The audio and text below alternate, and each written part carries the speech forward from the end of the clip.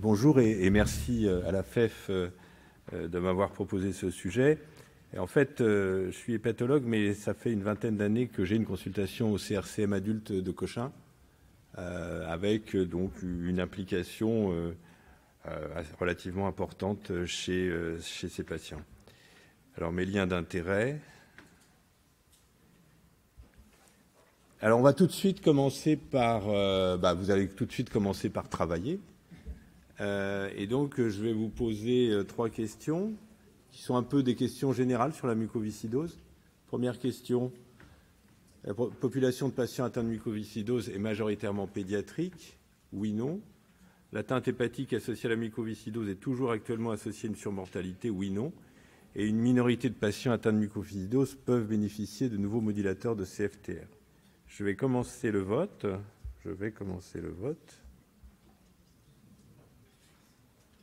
Vous êtes tous et toutes prêts? Oui. Alors on commence. Ça marche? Est-ce que ça marche? Ah bah oui, ça marche. Merci beaucoup.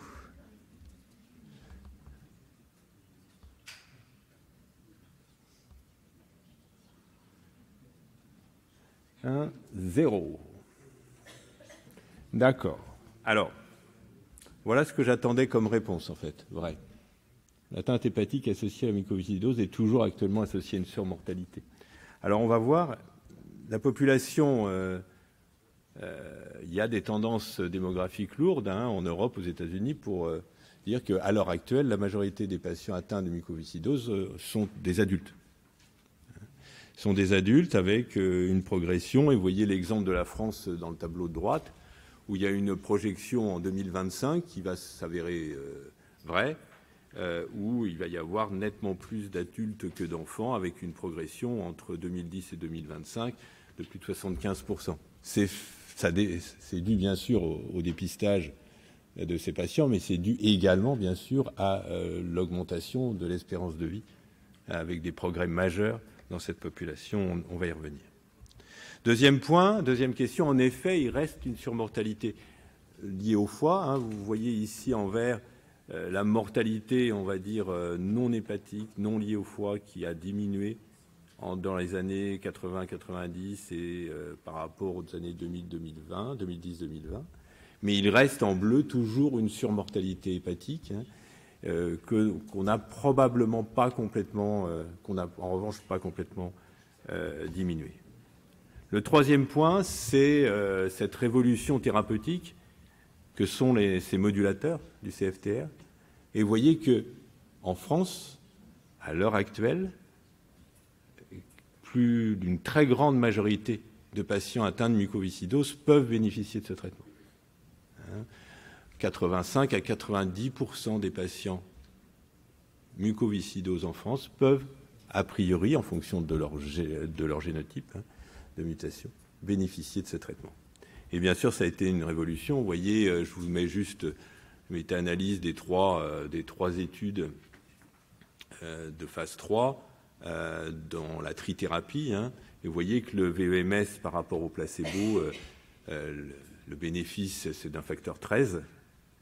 Et les effets secondaires sont, dans les placebos ou traitements, sont équivalents. En tout cas, pas différents.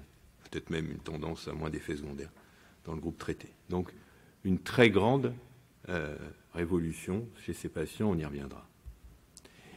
Alors, on n'a pas encore des données sur l'évolution de ces malades, mais on commence à avoir, par exemple, le registre américain des transplantations pulmonaires, où on voit une diminution de l'indication pour mucoviscidose, une augmentation pour l'hypertension artérielle pulmonaire et une augmentation pour la fibrose interstitielle, ce qui veut dire probablement qu'on va gagner en termes de non-transplantation grâce à ces médicaments. Alors, j'avais un certain nombre d'objectifs à traiter, un peu trop, mais c'est pas grave, on va avancer. Et du coup, on va avancer sur cette deuxième question. Première question, le risque principal de l'atteinte hépatique associée à la mucoviscidose est le développement d'une hypertension portale, vrai ou faux? L'hypertension portale peut être due à une cirrhose et une maladie vasculaire du foie sans cirrhose, vrai ou faux? L'atteinte hépatique est un facteur indépendant associé à la mortalité chez les patients atteints de mucoviscidose, vrai ou faux?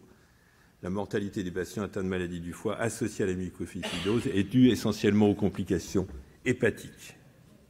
C'est compliqué, ça. Voilà. Et c'est parti. Vous avez 20 secondes.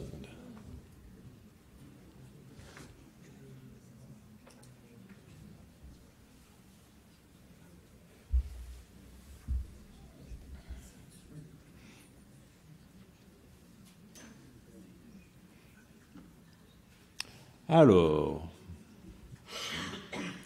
vous êtes bon, vous n'en doutez pas. Hein. Donc, en effet, le risque principal, c'est l'hypertension portale. On peut avoir, en effet, des cirrhoses très particulières. On va avoir des images et puis des maladies vasculaires du foie. L'atteinte hépatique est un facteur indépendant associé à la mortalité chez les patients atteints de mucoviscidose. En revanche, même si c'est un facteur indépendant, ces patients vont mourir essentiellement de complications pulmonaires. Alors, les anomalies hépatobiliaires au cours de la mucoviscidose. Bon, vieillir avec la mucoviscidose, c'est un enjeu important maintenant dans les CRCM, notamment dans les CRCM adultes, où on va les prendre en transition vers 18-20 ans et on va les amener maintenant à un âge beaucoup plus avancé. Alors, on a bien sûr les comorbidités classiques, pancréatiques, l'insuffisance pancréatique exocrine endocrine, l'atteinte hépatique, les troubles du transit, et puis le problème des cancers. Le cancer du côlon. Chez le transplanté mucoviscidose, le risque est multiplié par 15. Et chez le patient mucoviscidose non transplanté, le risque est également nettement supérieur. Donc il y a plein, c'est juste pour vous dire que notre spécialité est très impliquée dans la prise en charge au niveau des CRCM, ou devrait être très impliquée. Alors les manifestations hépatobiliaires de la mucoviscidose, vous avez les complications spécifiques habituelles qu'on décrit, la cirrhose biliaire focale, la cirrhose biliaire multilobulaire.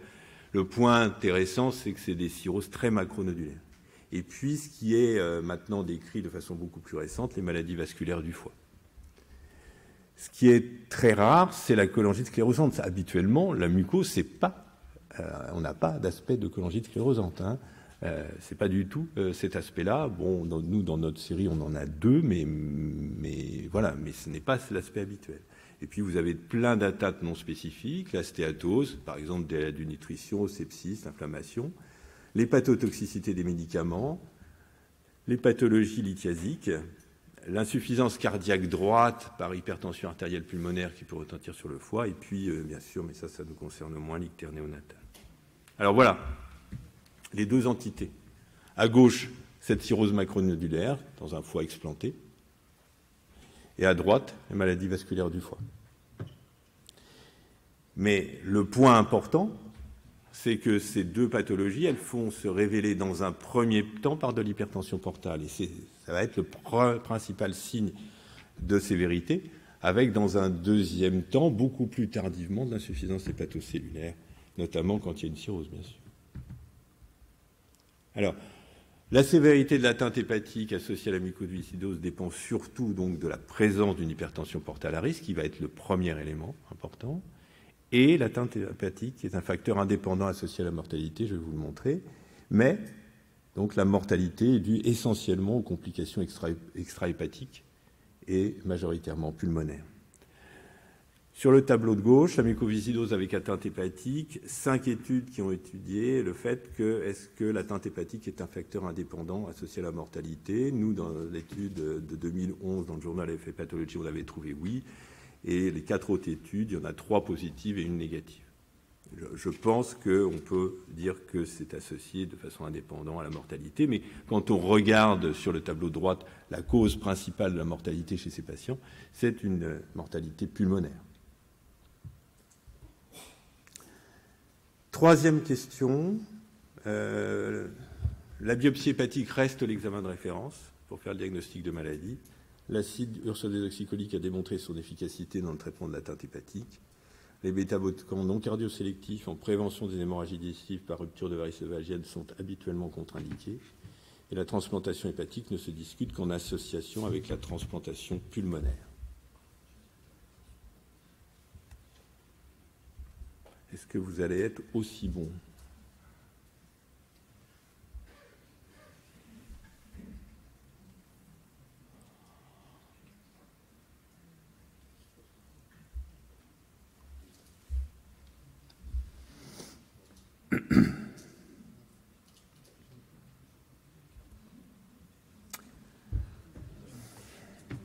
Moins bien. Bon, on va y revenir. Question difficile. Oui, c'est vrai. C'est vrai. Alors, il y a une très belle recommandation de la FEF sur le diagnostic et le suivi non invasif des maladies chroniques du foie. Et il y a les maladies génétiques rares qui avaient été coordonnées par Rodolphe Sobeski. On avait posé les questions, les méthodes non invasives pour évaluer l'atteinte hépatique et puis la place de la biopsie. L'accord fort était de dire qu'on ne savait pas, quoi. C'était ça l'accord fort, qu'il n'y avait pas franchement de recommandations. En fait, c'est un diagnostic de bon sens médical. Alors, on utilise souvent les critères classiques. Bien sûr, la biopsie, si on a un doute diagnostique, mais on l'utilise rarement. L'hépatomégalie clinique, les anomalies du bilan hépatique, l'échographie, avec stéatose exclue, par exemple, pour les critères classiques de Debré. Et puis, c'est vrai que les nouveaux critères ont été rajoutés par les Américains en 2017, rajoutant des tests non invasifs de fibrose. Alors, il ne faut pas tous les faire, parce que, bien sûr, si vous en faites 4 systématiquement, il y en a bien un qui va être anormal. Mais voilà, il faut choisir celui qui vous semble mieux. Alors, c'est vrai qu'on a tendance à utiliser le FibroScan, ce qui n'est peut-être pas obligatoirement le mieux. Mais tout ça fait que vous avez des critères composites, vous avez un patient, vous lui palpez le ventre, vous regardez si le foie est gros, vous regardez sa biologie, vous regardez l'échographie, et vous faites le FibroScan, et vous faites votre idée. Donc on combine ces critères, on utilise ces critères, on essaye de les utiliser à bon escient, la biopsie hépatique est rarement nécessaire, il faut bien sûr éliminer les autres causes de maladies chroniques du foie, on y reviendra. Et puis on surveille, alors soit annuel, soit semestriel, on fait un peu la même chose que pour les maladies hépatiques standards. Et puis on doit se poser la bonne question. Première question, existe-t-il une maladie du foie associée à la mucoviscidose? Et deuxième question, cette maladie du foie est-elle évoluée? Autrement dit, est-ce qu'il y a un risque d'hypertension portale à risque? Alors justement, c'était les deux objectifs qui m'étaient demandés. Alors, c'est pas simple de rechercher une hypertension portale chez un patient qui est insuffisant respiratoire, qui est infecté de façon plus ou moins chronique, etc. On peut être dans une situation un petit peu à risque. Et donc, il y a une balance bénéfice-risque avec, d'une part, rechercher la maladie hépatique, donc avec des signes indirects d'hypertension portale. Est-ce qu'il y a une thrombopénie? Est-ce qu'on peut utiliser les critères de Baveno? Mon opinion est que oui. Et puis, en face de ça, le risque anesthésique, la fonction respiratoire, l'épisode de surinfection. Donc tout ça, c'est des éléments à prendre en compte, un peu plus en compte, avec une balance bénéfice-risque un peu plus que, on va dire, une fibroscopie standard. Alors, parmi les traitements, premièrement, l'acide ursodesoxycholique, l'efficacité n'est pas démontrée. Il y a des études, mais à foison. Et je pense qu'on peut dire que pour l'instant, ce n'est pas démontré, et je pense que ça ne le sera jamais. Il y a bien sûr la prévention primaire ou secondaire, on y reviendra, et la transplantation hépatique. Et puis il y a les traitements, et il faut bien voir que les médicaments qui vont être utilisés chez ces patients, par exemple le Kaftrio, la trithérapie, eh bien, va avoir une élimination hépatique, et donc habituellement c'est contre-indiqué chez les patients de Child C, et on demande une précaution chez les patients avec maladie évoluée. Il y a d'entre 5 à 15% des cas une augmentation des transaminases. Il y a une augmentation des CPK très fréquente. Vous pouvez voir des patients à 2000, 3000 de CPK. Du coup, vous avez une augmentation des transaminases prédominant sur les azates. Et voilà. Habituellement, ça ne pose pas trop de problèmes. Et puis, une augmentation de la bilirubine totale est fréquente et le plus souvent non conjuguée. Alors, voilà, en fonction du Child-Pugh, voilà un petit peu le schéma. C'est le schéma qui est recommandé par le Vidal. Je pense que dans un service spécialisé... Alors, juste le problème, c'est que dans les études de phase 3, les cirrhotiques étaient exclus. Et donc, nous, on s'est fait notre opinion en traitant des patients cirrhotiques, hors essai, en s'aidant du suivi très rapproché, des dosages plasmatiques. Et dans un grand nombre de cas, on arrive, en donnant parfois des doses une fois tous les 3 jours, par exemple, on arrive à franchement améliorer le patient sans aggraver sa fonction hépatique. Et donc, je crois que c'est vraiment un point important. Il faut essayer et voir avec les gens qui ont un peu l'habitude du patient grave sur le plan hépatique de donner ces traitements.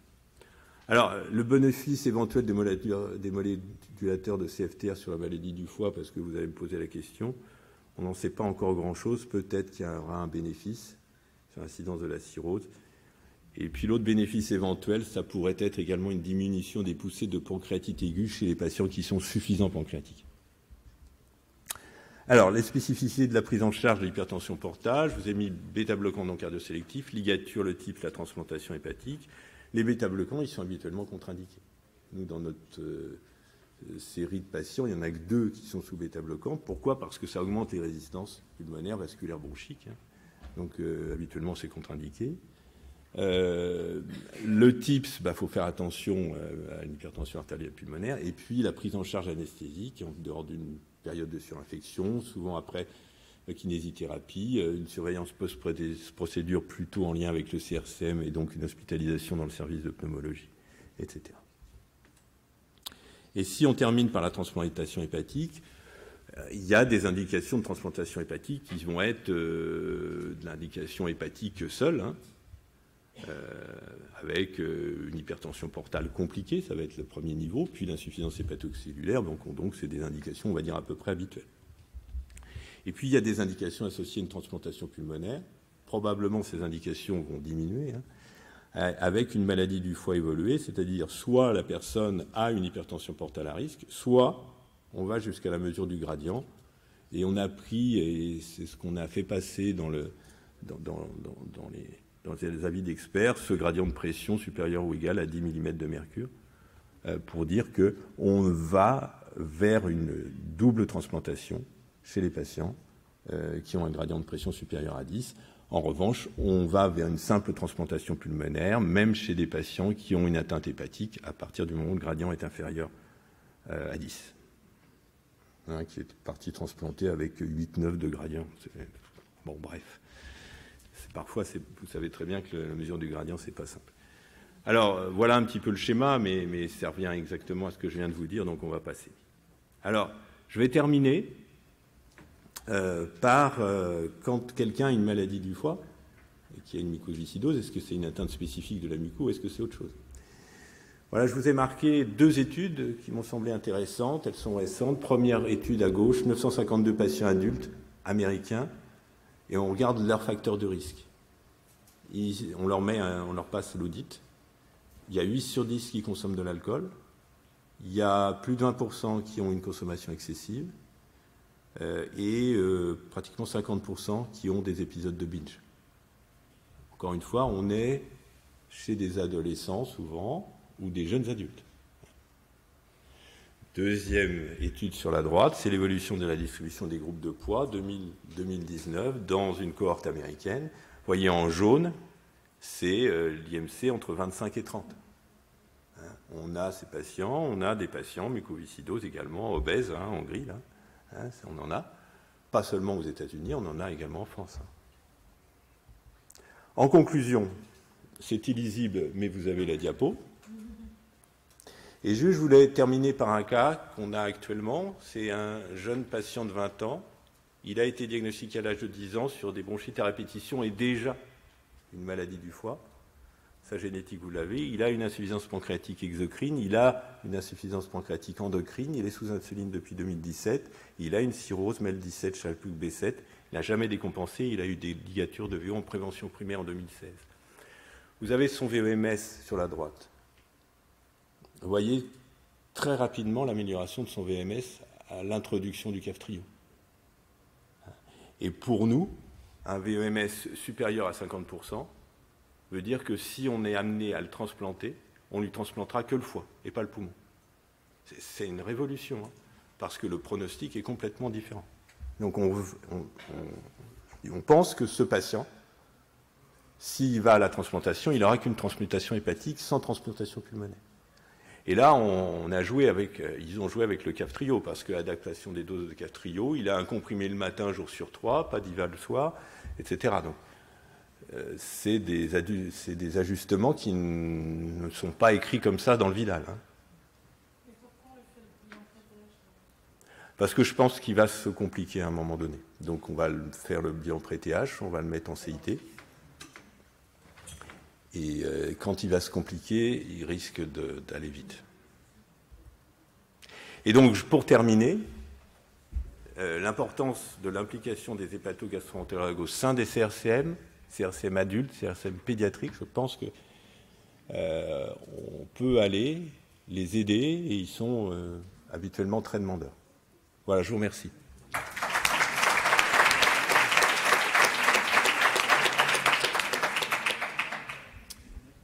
Merci pour cet exposé vraiment plus qu'intéressant. Est-ce qu'il y a des questions dans la salle? On en a déjà une. Chez un patient sans facteur de risque hépatique et qui n'a pas de signe de maladie hépatique, donc à l'instant on le voit, à quel rythme faut-il faire l'évaluation hépatique, la surveillance hépatique? Habituellement, on part sur une évaluation annuelle.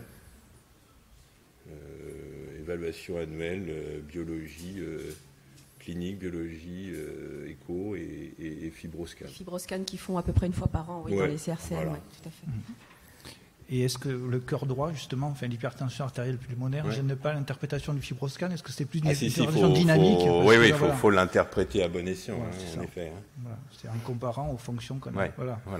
Bien sûr, aux valeurs antérieures. Sarah? Est-ce qu'on sait pourquoi ils ont un surrisque de cancer colorectal? Pour moi, c'était une découverte. Et est-ce qu'on pense que le traitement en corrigeant la défaillance de CFTR va diminuer ce surrisque? Alors, on estime que c'est une histoire de mucus au niveau digestif. Avec ça, tu as tout dit et tu n'as rien dit. Hein. Mais bon, on dit ça. Et deuxième chose, l'autre élément, c'est que c'est des patients qui ont souvent des constipations importantes du fait de leur mucus en mauvais état. Et donc, il y a une préparation très particulière, nous, qu'on a renforcée beaucoup, pour les coloscopies chez ces patients-là. Et donc, la troisième chose, c'est qu'en effet, ils font des cancers du côlon à 35-40 ans. Alors, tu as des questions. Une première question très ciblée. Y a-t-il un centre référent dans le sud de la France? Il y a une très bonne couverture. Donc, il faut regarder. Du pays. Faites la liste des CRCM. Voilà. Je peux la mettre sur... je pourrais la retrouver.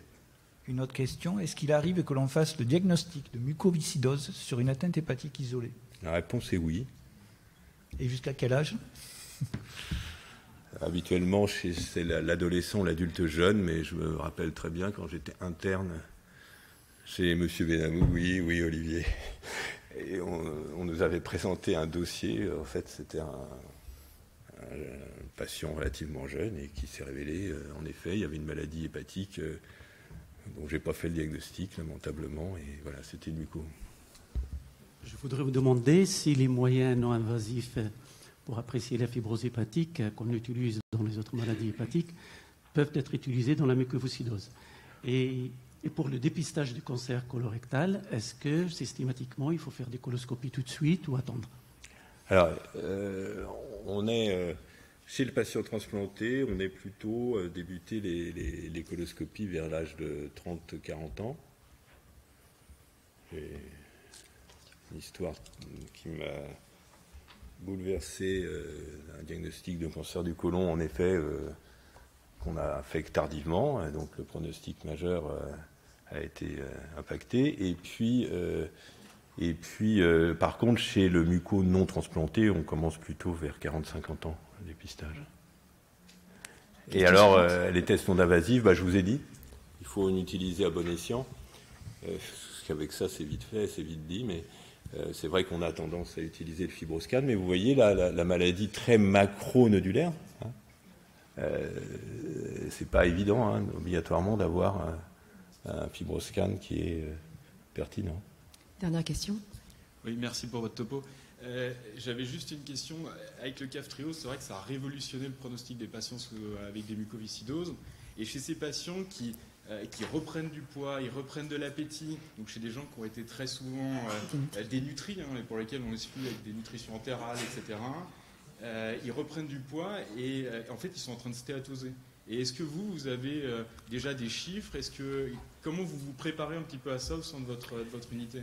Alors, j'ai pas de chiffres. Je peux juste dire que la dernière personne transplantée pulmonaire à qui j'ai fait une biopsie, elle avait en effet un surpoids et c'était une hache, alors qu'elle a été transplantée pulmonaire depuis 15 ans. Mais j'ai pas de chiffres et je pense qu'on va avoir, et même pour l'alcool par exemple, c'est quelque chose qui au sein des CRCM n'est pas du tout préparé à ça non plus. Hein. Donc ça, je pense que vraiment nous on a quelque chose à apporter là-dessus. Ils sont même démunis par rapport à tout ce qui est enzymothérapie, crayon, etc. Ouais. En fait, ils ont des surdosages, ils ont 600, 700 000 unités de crayon, et en fait, on se retrouve avec des patients qui sont en train de prendre 10, 15 kilos parce qu'ils n'ont pas du tout été habitués à ça. Et les perturbations que vous montrez sous Kaftrio, c'est à se demander s'ils ne sont pas simplement en train de stéatoser petit à petit. Alors ça, c'était les chiffres, c'est dans les études de phase 3, donc des données assez brèves. Hein, hein. Voilà. Donc, mais c'est un point important et je pense que c'est un point qui va être de plus en plus important, heureusement, parce que ça veut dire qu'ils vont mieux, quoi. Merci. Philippe, j'ai juste une dernière remarque. Effectivement, le Kaftrio, ça a tout révolutionné. Et je dirais qu'il faudra c'est le problème des jeunes femmes qui ont de l'hypertension portale et qui tombent enceintes. Et ça se complique parce qu'il va falloir gérer l'accouchement avec l'hypertension portale. C'est un moment de pur bonheur, comme tu peux l'imaginer, avec un stress, pour le coup, pan-hospitalier, je vais dire. Oui. Et c'est des trucs qu'on n'avait pas vu venir, franchement. Non, c'est vrai. C'est vrai. Nous, on se réunit à 3, du coup, avec Pierre-Régis Burgel, Tataris, et pour se creuser les ménages, comment on gère ça. Mais voilà, pas évident. Merci beaucoup. Merci.